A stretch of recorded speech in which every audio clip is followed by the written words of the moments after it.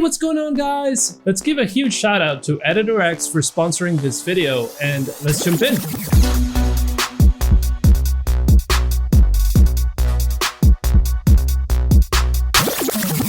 Whenever we're using tools like Figma or Adobe XD, we're presented with a canvas, or in this case, a frame. If we created a circle, for example, and move it around, notice how Figma is automatically detecting exact position of that element based on the left and top of our parent's frame. This is called docking, and EditorX uses the same thing when placing objects on our canvas. This is perhaps why I believe this is a true visual editor. The ability to choose where we want to dock an object for responsive behavior is exactly what we'll be doing with our inspector tool. Let's go ahead and open up our position settings. If we select the statue, we see it aligned nicely to the center. In our docking panel, we can see that because the little dot is filled blue, both horizontally and vertically. Let's say I move it just slightly. Notice what happens. Similar to how Figma works, this object now changed its position to be docked to the top and right of its parent container. This becomes evident as we resize our canvas. You can play with the dock and handles all you want, but all you're doing is letting EditorX know what will steer this object as you scale the viewport. Right below our docking anchors, we have the margin values. These can be set in fixed pixels or fluid percentage values. Generally speaking, it is best to keep these fluid because they will react to the parent. Let's say you make the section a bit taller.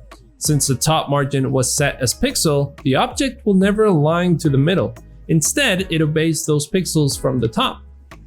I find it easier to use the shortcut position icons to always take care of any object alignment. These margins can also use negative numbers. You want to feel comfortable doing so if you want your designs to really pop. Overlapping elements from section to section is super trendy, but be aware that in some cases, you might break a thing or two. For example, if you change the statue's left margin to -100%, it completely disappears from our viewport, and this is bound to happen. So a way to fix this is by opening up our layers panel, Command-L, selecting the children's transparent video, and double check your margins are not in those negative numbers. Another simple way to do this is by clicking the three little dots and select Restore to Viewport. Let's create another blank section below and change the color to blue. If we select our statue and this time we change its bottom margin to -50%, we can see how this element sits exactly between one section and the other within the hierarchy. This element still lives in the top section. This brings me to the idea of overflowing contents. The name kind of says it all, right? If we select the section and under size, we can choose to show, hide, or scroll. Hiding acts like a mask, so nothing will ever appear outside its four walls. This is used frequently with horizontal sliders. Scroll basically turns this entire container as a scrollable viewport to help you reveal the excess space needed to see the hidden elements. You'll see this used frequently in pop-ups or, like maybe this help center. They are actually using overflow scroll to let you navigate all these links. In order to reveal the scroll bar, your content needs to be longer than its parent's height, so you can have the direction be vertical or horizontal, and even decide to hide the scroll bar. Let's restore our graphics just for a minute. And one thing you'll notice is that the inspector's properties will always change based on what element you select. For example, sections and containers have an additional property called padding. Think of padding as the space you're adding inward. Let's say, for example, we remove the minimum height of our section. You can type in none or 0. This will make the size of that section hug its contents. If the statue height grows, so will the parent section. We'll see this more often in later lessons, but the cool thing is we can force a bit of spacing just by adding 100 pixels from the top and bottom. To finalize, I want to show you something really cool, but to do this, we'll need a couple more sections. Let's go ahead and make each of these 100 VH. Let's go ahead and duplicate our titles with Command D and drag them into each section below. To avoid dragging each time you duplicate them, you can simply copy with Command C and paste it in the section below.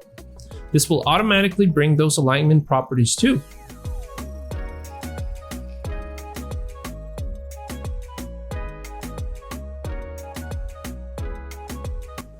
Okay, so now that these are all set, we can make our top navbar follow us as we scroll the page down, and we do it using the scroll effect, and simply select Fixed.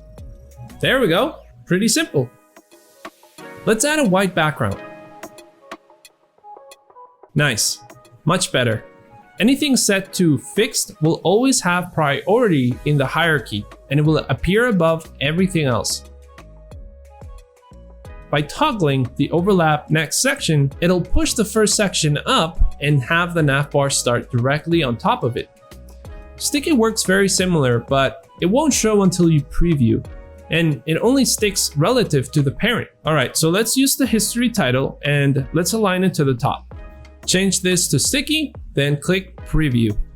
It'll stick around based on the 100 VH we set on those other sections. We can even give it some offset margin, like 50 pixels, to cover the difference of our fixed navbar.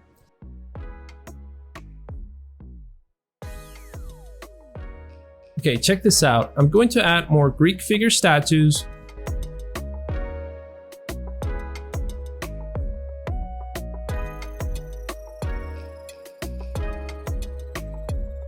And make sure we arrange them so that the title is always behind them. Click preview and voila! We got ourselves a really cool way to present different sections.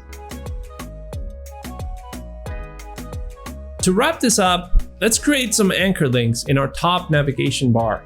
Click on the menu in our navbar section and click Manage Menu. Okay, let's quickly add a couple links. We'll want to select the anchor, and then it'll ask what page and which anchor. So the only anchor available is the top of the page. That's okay. Let's go back and add some anchors to each section. Scroll down, select each section, and you'll see in our inspector panel the property called anchor.